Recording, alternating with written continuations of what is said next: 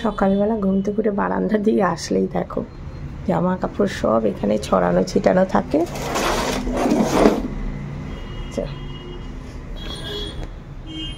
গতকাল সন্ধ্যাবেলা এগুলো একটু রান্নার তাওয়ালগুলো গরম জলে কেচে দিয়েছিলাম, এগুলো একটু একটু ভেজা আছে এখনো।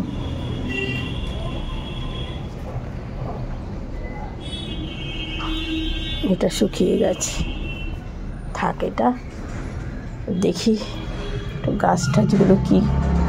ও বাবা, এই গাছটার মধ্যে ফুল ফুটেছে দেখো, দাঁড়াও। এর আগে তো গোড়াটা কেটে দিয়েছিলাম, এখন আবার এই যে ফুল ফুটেছে। ও এই যে এটা হচ্ছে সাদা অপরাজিতা। ও ওই যে একটা ওপরেও ফুটেছে, এই দেখো, দেখেছো ওপরেও একটা ফুটেছে।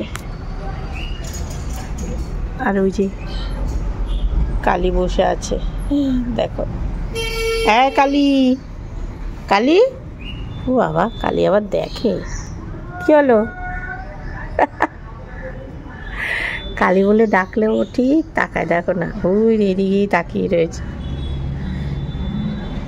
ডাকি নাই, ডাকি নাই, চলে এসছে এদিকে।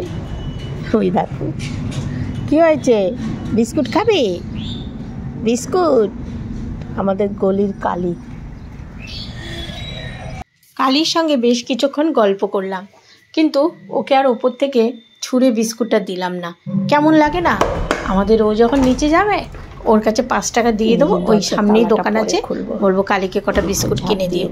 আর এদিকে ওই দিকের দরজাটা খুললাম না, যে এদিকে ঘরটরগুলো ঝাড় দিই, তারপর ওই দিকে দরজাগুলো খুলবো। আর সাদা অপরাজিতা ফুলটা মানে ভালো লাগে, কিন্তু ওই যে থোকা যে অপরাজিতা ফুলটা, যেটা দানা দিদিদের বাড়ি থেকে এনে লাগিয়েছি, সেই গাছটা টিকটিক করে ওই মাঝে মনে হয় 2টো ফুল ফুটেছিল, সেই গাছটার না বড় বড় পাতা বেরোচ্ছে না। ওই গাছটা আমার হেভি শখের গাছ। দিদির থেকে দানা আমি চেয়ে নিয়ে এসেছিলাম যে থোকা অপরাজিতা ফুলটা তুই কটা দানা দিস, তা দিয়েছিল দিদি। তার থেকে অনেক কষ্টে একটা চারা গাছ করেছি। আর হ্যাঁ, এই যে এটা কি বলো তো, এটার মধ্যে ফুল, তারপরে যে ঠাকুরের যা ফুল টুল থাকে সেইগুলো, এগুলো তো জলে দিতে হবে।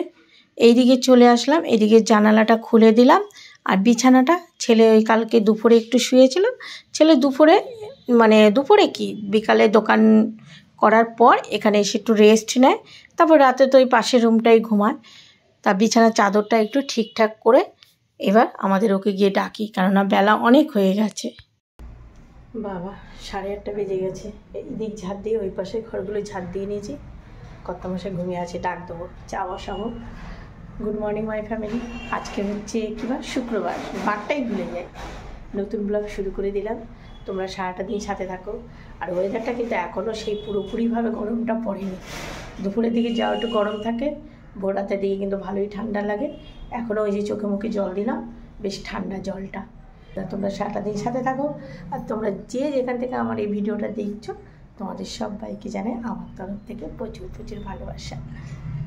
জলের বোতল কোনটা খালি সেটা নিচ্ছি, একটা আওয়াজ দিই, শুনছো? হ্যাঁ, এই যে মশারি খুলে দিলাম, উঠে পড়ো, উঠে ব্রাশ করো। আজকে সকালে দোকানে কোনো লোকজন আসেনি বলে আর সজাগ হয়নি।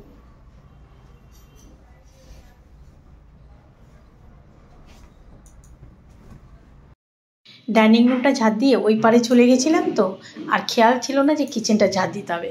কিচেনের মানে এই ঝাঁটাটা দিয়ে আমি কিচেনটা ঝাড় দিই, ফ্রিজের কর্নারে ছিল ঝাঁটাটা। তা চাক বসাতে এসে মনে পড়লো, আরে কিচেনটা তো ঝাড় দিই, তাই ঝটপট করে আবার কিচেনটাও ঝাড় দিয়ে নিলাম।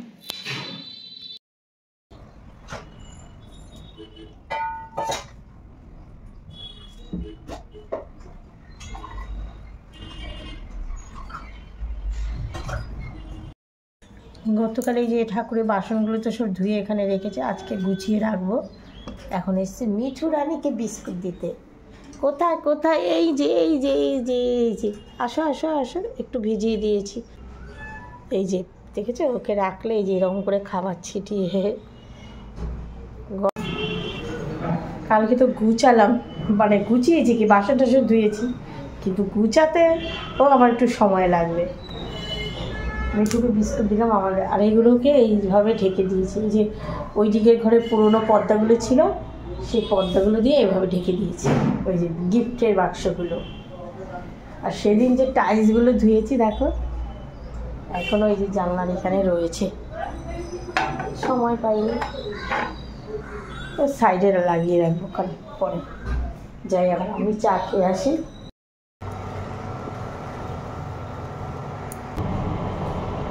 নিচে মাকে চা দিতে গেছিলাম, এই যে কারেন্টের বিল চলে এসেছে।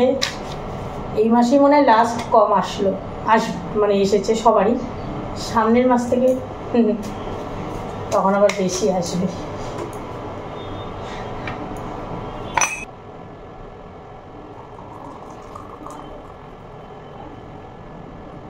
ইলেকট্রিকের বিলটা তো প্রথমে তোমাদের বললাম কম এসেছে, সরিয়ে রাখলাম, কিন্তু না, পরক্ষণেই মনে হলো যে না, কম বলে সরিয়ে রাখলে তবে না, কত এসেছে সেই কাউন্টিংটা তো আমাকে করতে হবে, পেমেন্ট তো করতে হবে, এই সমস্ত দিকগুলো তো আমিই খেয়াল রাখি। তা চা খেতে গিয়ে আমাদের ওকে বললাম ইলেকট্রিক বিল এসছে, বলে হ্যাঁ শীতকাল থাকলে তো ওই একটু আওয়াজ দাও ইলেকট্রিক বিল এসছে, আর গরমকালে বিল আসলে তো কানের সামনে ঘ্যান ঘ্যান করো। আমি বলছি কেন, গরমকালে বিল বেশি আসলো কি তোমার থেকে নিই, তখন তো আমি অ্যাডজাস্ট করি। বলে হ্যাঁ তাহলে কোথা থেকে আসে? আমি বললাম যেখান থেকেই আসুক, তখনও তো বলি না যে আমার কারেন্টের বিলে 200-500 টাকা কম হচ্ছে আমাকে দাও। এই নিয়ে চা খেতে বসে একটু খুঁটিনাটি মানে হলো তক্কাতক্কি, সেটা আমার ঘরে বলে না, সবার ঘরেই আছে। ওই দুটো বাসন থাকলে এক জায়গায় যেমন লাগে, সেরকম স্বামী স্ত্রী যদি এক জায়গায় বসে কথা বলো, তার মধ্যে যদি 5টা কথা ভালো হয়, তার মধ্যে একটা কথা মানে কাটাকাটি হবেই।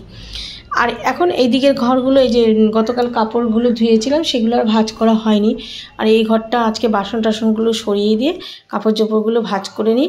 আর এই চাদরটা কি বলো তো, বাসন গুছাতে গিয়ে আবার এই যে চাদরটা দেখো, চাদরটার মধ্যে সেদিন বসে খাওয়া টাওয়া হয়েছিল, তো চাদরটায় বসে খাওয়া হয়নি, মানে চাদরটার সাইডে, তা ভাবলাম এই চাদরটা সরিয়ে দিই, চাদরটা আছে এই চাদরটা তুলে রাখি, চাদরটা অন্য দিন কেচে দেবো। আজকে আর কাচা ধোয়া ওই রোজকারের পরা জামা কাপড়গুলোই কাচবো, আজকে আর ভারী কিছু কাচা ধোয়া করবো না। তাই চাদরটা মনে ভাবতেই চাদরটাকে আবার চেঞ্জ করে নিলাম, বিছানার ওপর ওইটার ওপর যা যা ছিল সব সরিয়ে দিলাম। এটা তো বিছানা না, এগুলো হচ্ছে সব ব্ল্যাঙ্কেটগুলো এক জায়গায় রেখে দিয়েছি। আর এই দেখো দেখেছো, একটা মানে দেখলে মনে হয় একটা গদির মতো, আর বেশ সফট নরম, বেশ বসলে না আরাম পাওয়া যায়। সবগুলো ব্ল্যাঙ্কেট রয়েছে না, কিন্তু বসার জন্য তো এটা হয়নি, এগুলো আর কি ঠিকঠাক করে আমি রেখে দিয়েছি। সব ব্ল্যাঙ্কেট বিছাতে বিছাতে এই জায়গাটা বেশ গদির মতো হয়ে গেছে। এই জায়গাটা একটু দেখতে বাজে লাগছে, কি করব।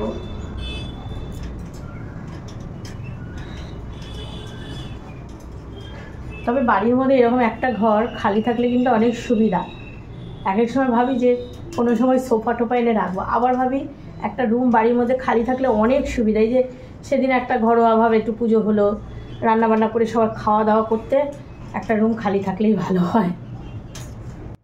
গিফটের বাক্সের উপর যে ঝাড়ুটা দেখছো সেটা কিন্তু কেউ খারাপ ভেবো না, ওটা হচ্ছে আমি ধনতেরাসের দিন এনেছি, তো ওটা আমি ঘরের এক সাইডে রেখে দিই, কোনো সময় ঝুল ঢুল পড়লে একটু ঝেড়ে দিই।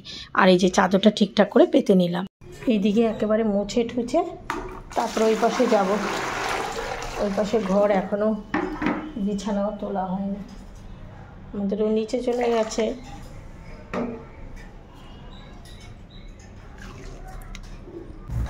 মিঠুকে সরিয়ে ওখানে রেখেছি, একেবারে ওকে আবার স্নান করিয়ে এখানে এনে বসাবো। কালকে দুপুরে এই ঘর মুছেছি, আবার আমার মিঠু রানী এমন করেছে সব ছিটিয়ে।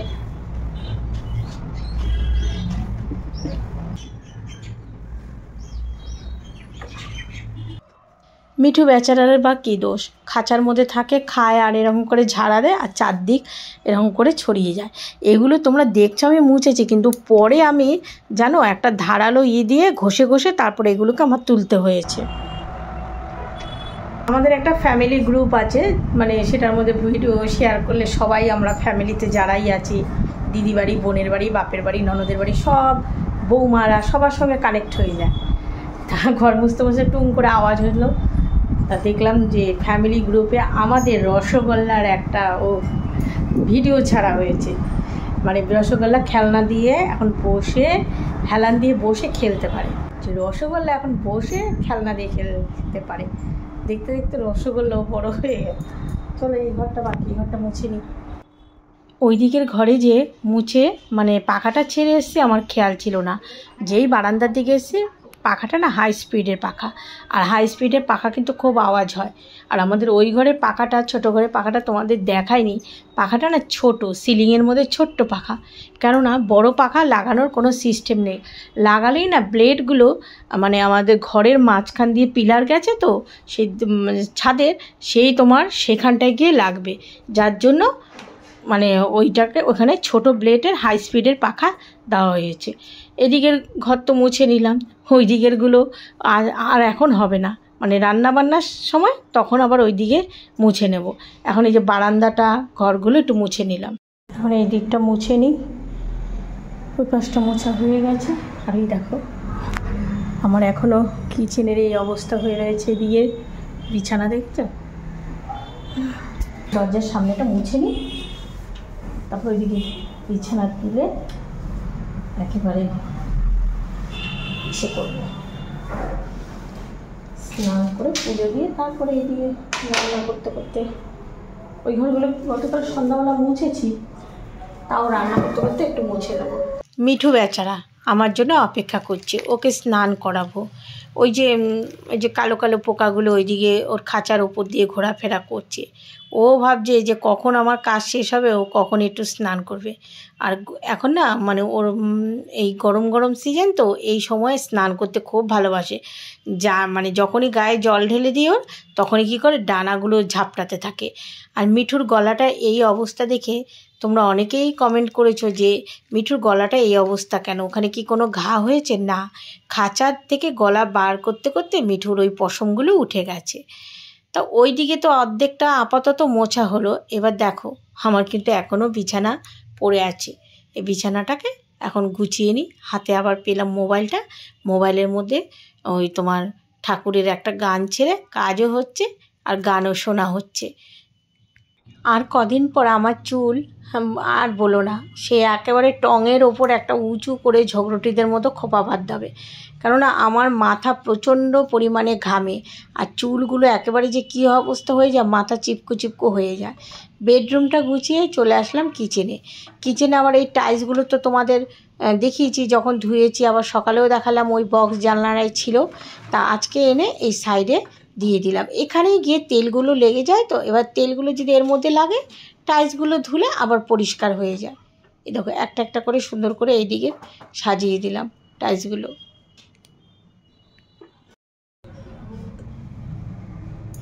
কিচেনে যখন আসলাম একবার ভাবলাম যে না, টিফিনের জন্য কিছু ব্যবস্থা করব।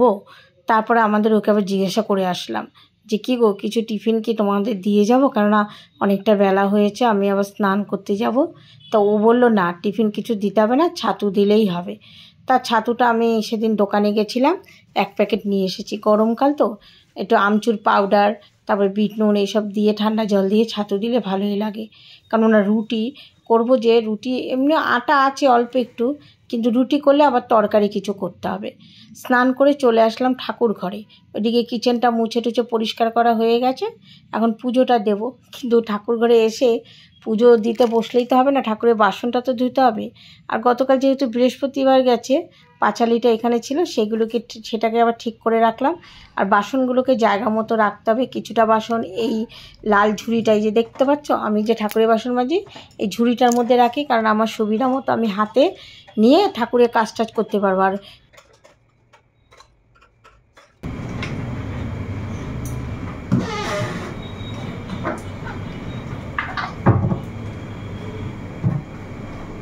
আমচুর পাউডার আর ছাতু, ছেলে ছাতু খাবে।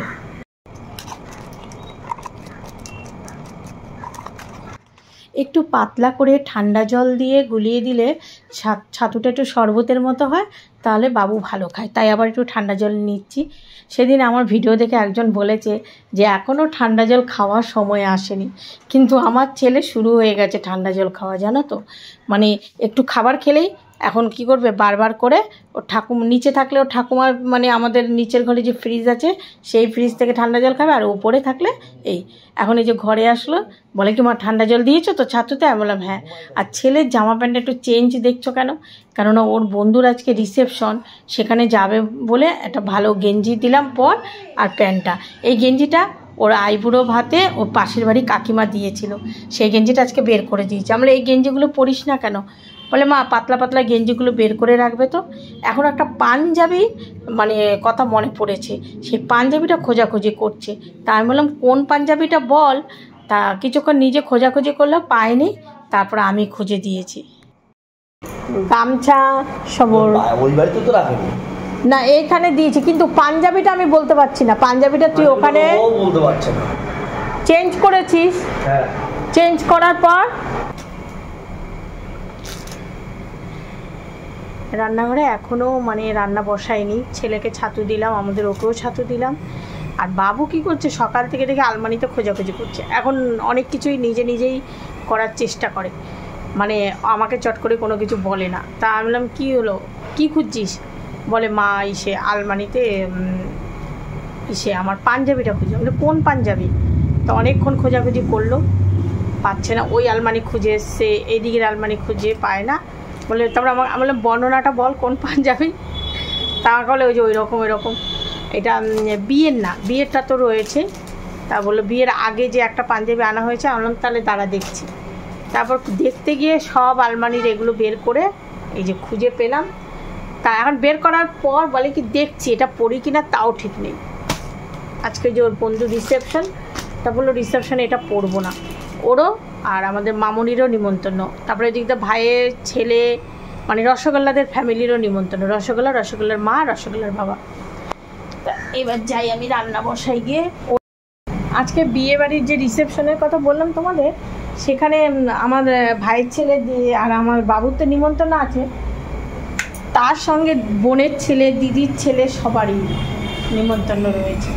মশারির ওই একটা কোনার খুলিনি জানো, ওটা রয়েছে, থাক। রান্নাটা বসে কি রান্না করবো তাই ভাবছি। এই রান্নাঘরে ঢুকলেই এক অবস্থা। আমাদের ও তো খালি বলবো কি শুক্তো করো, শুক্তো হলেই গরমকালে খাওয়া হয়ে যাবে। সেদিন ফ্রিজে কটা সজনে কেটে রেখেছি, মনে ছিল না, এখন যে দেখতে পেয়েছি মনে পড়েছে। আর এই যে ডাল হবে, টমেটো দিয়ে ডাল করব। শাশুড়ি মা বাজার থেকে এসেছে, তা আজকে মাছ আনেনি, কেননা মাছ আনতে আমিই বারণ করেছি। কটা ডিম করব, আর মায়েদের ইলিশ মাছ রয়েছে, আমাদেরও ইলিশ মাছ রয়েছে, বাবুর জন্য ডিম করব। আর ইলিশ মাছটা বললাম না গতকাল স্বাদ ছিল না, ভাবছি কি ঝোলের থেকে তুলে কড়া করে ভাজা করব, তাহলে খাওয়া যাবে, নাহলে দাম দিয়ে কেনা ফেলেও তো লাভ নেই বলো। মাছের এই যে ডাল বসিয়ে দিয়েছে কুল দিয়ে। আর এই দেখো গতকালে যে কাঁচকলা দিয়ে করেছি ফ্রিজে রেখে দিয়েছি, এই মাছগুলো তুলেই ভাজা করবো, ঝোল টোল ভালো লাগছে না। আর এই যে ডিম 3টে নিয়ে নিলাম। আমার ছেলে রিসেপশনে ওর বন্ধুরা সবাই মিলে দিয়েছিল মাইক্রোওভেন, যেটা নাকি ছেলের ওই যে ওই পাশের রুমে রয়েছে। আমার তো আগের মাইক্রোওভেন আছে, সেটা তুলে রেখেছি। আর আজকেও ওরা সব বন্ধুরা মিলে, যে বন্ধুটার বিয়ে হচ্ছে সেখানে সবাই মিলে দিচ্ছে একটা মানে ফ্রিজ। বেশ ভালোই ছেলেগুলো, বুদ্ধিমান, ঘরে প্রয়োজনীয় জিনিসই দেয়, micro oven, fridge, washing machine, TV, এগুলো সত্যিই খুব দরকারি জিনিস, তাই না? তা ওরা সবাই মিলে একটা বড় ফ্রিজ এনেছে, সেটা মানে আমাদের ও ছেলে, বৌমা, তারপরে বোনের ছেলে, দিদির ছেলে, আরও ওদের কলেজের বন্ধু ঠন্ধু সবাই মিলেই ফ্রিজটা দিচ্ছে। আর এই দেখো আমার কুলের ডাল হয়ে গেছে। লাউ দেখো অর্ধেক কেটে রেখেছিলাম, আর অর্ধেক ছিল কেমন হয়ে গেছে, অবশ্য আমারই দোষ, ফ্রিজে ওটাকে ভরে রাখিনি। তা সজনে ছিল বলে লাউটুকুও কেটে নিলাম। কে দুইটা দিয়েছিল জোর জবরদস্তি, সব বলে তোদের বাড়িতে সবাই খাবে, আমি আবার একটা পুচকিরে দিয়ে ভালো দিচ্ছিস, আমি সেটাই বলছি। ছেলের এই যে বন্ধুর স্কুলে সরস্বতী পুজো হয়, মানে বন্ধু কি দাদা হয় সম্পর্কে, সরস্বতী পুজো হয়, সেই উপলক্ষে খাবারের 2টো পার্সেল দিয়েছিল, একটা বৌমাকেও দিয়ে এসেছে, আরেকটা ওর বললো মা আমার ডিম রান্না করো না। আমি যে ডিম সেদ্ধ হয়ে গেছে করে নেবো, তারপরে খাবে আবার রাত্রে বউ ভাত, তাই তো? ডিম এই তো একটু ভাত খেয়ে নিবি। পায়েস, আলুর দম আর ফ্রাইড রাইস। আর পায়েস কিন্তু আমার ছেলের, কেউ কিছু আবার বলো না, পায়েস কোনো সময় ও কারোর হাতে খায় না, একমাত্র ঘরে করলে তবেই পায়েস খায়।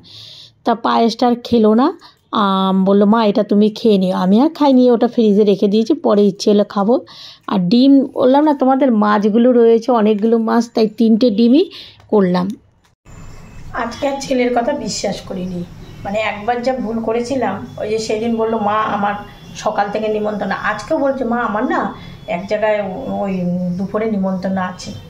তা আমি শুনেও না শোনার ভান করে আবার ডিম করেছি, কিন্তু না, আজকে সত্যি তো যে গেছিলো পার্সেলটা নিয়ে আসলো, কিন্তু ওই যে সেদিন ওই যে কি খেলো না বলে আজকে ভাবছি যদি এরকম বলছে, যদি গিয়ে না খায় ডিমটা করি, একদম কষা করে দিচ্ছি।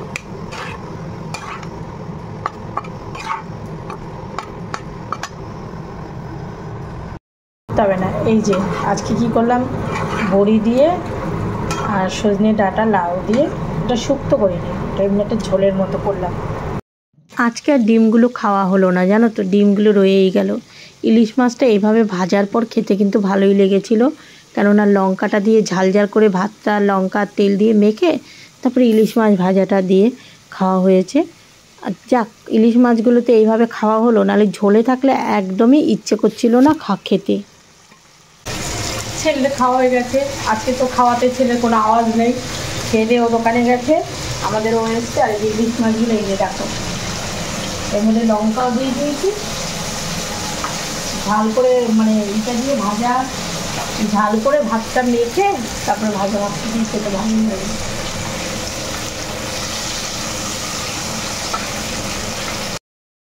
খাওয়া দাওয়া হয়ে গেছে অনেকক্ষণ আগেই, একটু রেস্ট নিলাম।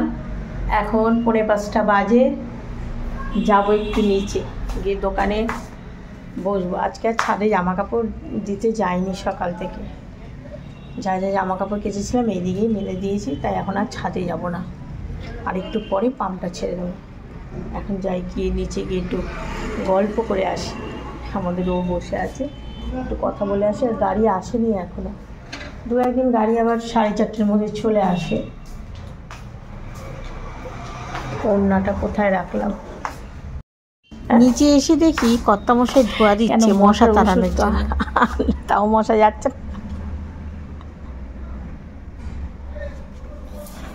দিদি সেদিন এই ডিমের ট্রে দেখছে আমাদের বাড়ির দোকানে, বলে কি তোরা ডিম বিক্রি করিস? আমি বললাম না রে, এটা তো ওই যে মশার জন্য রাখে।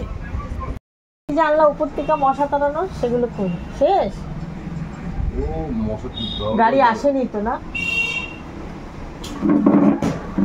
প্রচুর এই টাইমটা প্রচুর মশা, পাখা চলছে তাও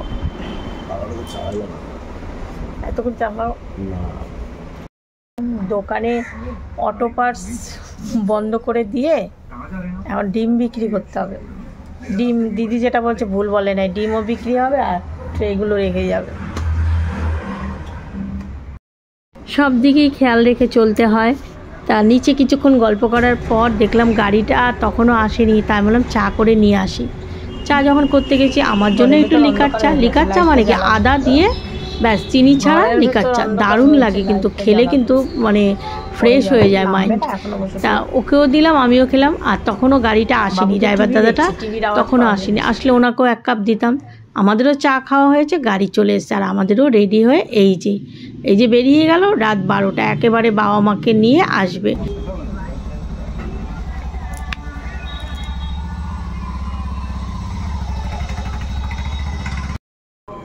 ওই শাড়ি বাবু বল, বৌদির কিছু লাগলে জিজ্ঞাসা করিস সৈকত। আচ্ছা বল, ওখানে দূর, আমি ফোন করে দিচ্ছি, আর কিছু লাগবে না মনে হয়। পাঞ্জাবি এটাও পরলো না, এটা বের করে দিয়েছি, এটাও পরলো না, সব ছড়ানো ছিল না পাঞ্জাবি। ওই ঘরে খাট তো দেখালাম, এই ঘরে আমার ঘরে খাটের এই অবস্থা দেখো, বৌমা মানে শাড়ি পরবে, শাড়ি পাঠাতে বলেছে, বললো মামুনি আমি যে শাড়ি এনেছি পরবো না, তোমার থেকে শাড়ি পাঠাও। তা খুঁজে খুঁজে বের করার জন্য কয়েকটা শাড়ি বের করলাম, কিছুটা আলমারিতে রেখেছি, কিছুটা খাটে। শাড়িগুলো গুছিয়ে নিলাম, যে শাড়িগুলো নামিয়েছিলাম। আসলে কি বলো তো, মামুনি যে শাড়িটা নিয়ে গেছে সেটা আর পরবে না, দেখবে এরকম হয়, মানে আমরা কোনো শাড়ি গুছিয়ে রাখি যে এই শাড়িটা পরবো, কিন্তু শেষ মুহূর্তে সেই শাড়িটা আর পরা হয় না। আর হ্যাঁ, যে দিদিভাইকে কালকে আলুর দমের রেসিপিটা শেয়ার করেছি, সেই দিদিভাই কমেন্ট করেছে যে তুমি এত ব্যস্ততার মধ্যে যে আমার এই কমেন্টটা পড়ে যে রিপ্লাই দিয়েছো, এর জন্য ধন্যবাদ। কেন দেবো না, তোমাদের জন্য আমার পরিচয়, সত্যি কথা। মানে তোমরা আছো বলে আমার এই ব্লগ দেওয়ার এত উৎসাহ, তোমাদের কমেন্টগুলো রিপ্লাই দেওয়া, তোমরা যেটা জানতে চাও সেটা জানানো, এটা তো আমার ব্লগ মানে ডেলি ব্লগের যেমন কাজকর্ম থাকে, সেরকম তোমাদের কমেন্টগুলো রিপ্লাই দেওয়া আমার একটা কাজ। আর তোমাদের এই কমেন্টগুলো আমার এত ভালো লাগে। আরেকজন বলছে রীতা তুমি খুব পরিশ্রমী। বিশ্বাস করবে কি না জানি না, আজ পর্যন্ত মানে সে যেই হোক, আমার পরিবারের যেই হোক, মানে নির্দিষ্ট কারোর কথা বলবো না, কেউই এখনও বলেনি যে আমি খুব পরিশ্রমী। সব কথাই বলে আমি খুব নরম মানুষ, আমি খুব সুখী মানুষ, মানে আমি অত ভারী কাজকর্ম করতে পারি না, মানে এইটা আমার একটা উপাধি বলতে পারো। কিন্তু সেই উপাধিটা তোমরা ভেঙে দিয়েছো, তোমরা যে এত সুন্দর কমেন্ট করো। আর দিদিভাই, এক দিদিভাই, সেই দিদিভাই তো মানে আমার মানে এর আগে যে দিদিভাই বলেছিল যে ঠাকুরের জন্মদিন আমি একটু পালন করেছি, সে তো আমাকে বলছে রীতা তুমি লক্ষ্মীমন্ত একটা মেয়ে, তোমার ঘরে ঠাকুর সবসময় বিরাজমান থাকবে। আমি চেষ্টা করি আমার সবটুকু দিয়ে আমার সংসারটাকে সুখে রাখার। এতে যদি মানে আমার খাটনিও বেশি করতে হয় বা যাই বলো না কেন, এগুলো না আমি উৎসাহ মনের আনন্দতে করি। নাহলে দেখবে মনের ইচ্ছা যদি না করো, কেউ বলেও তোমাকে করাতে পারবে না, ঠিক আছে? তা তোমরা আমার পাশে থেকো, তোমরা পাশে না থাকলে আমার এই উৎসাহটা গায়েব হয়ে যাবে। দেখি মামুনি এই যে বিয়ে বাড়ি যাবে বলে এই যে সাজুগুজু করে নিয়েছে। আমার ছেলে কই, রাজপুত্র কই? মেয়েটা দেখো হাতে শাখা পলা আছে, তার মধ্যে কালারিং একটু চুড়ি পরেছে, ছেলের ওটাই একটু রাগ যে তুমি শাখা বাঁধানো পলা বাঁধানো পরো, এই কালারিং চুড়ি কী করতে পরেছো। এই জন্য দেখো মেয়েটাকে একটু মানে বলছিল মুখটা কালো করে। আজকের ব্লগটা এখানেই শেষ করছি, দেখা হবে আগামীকাল নতুন ব্লগে।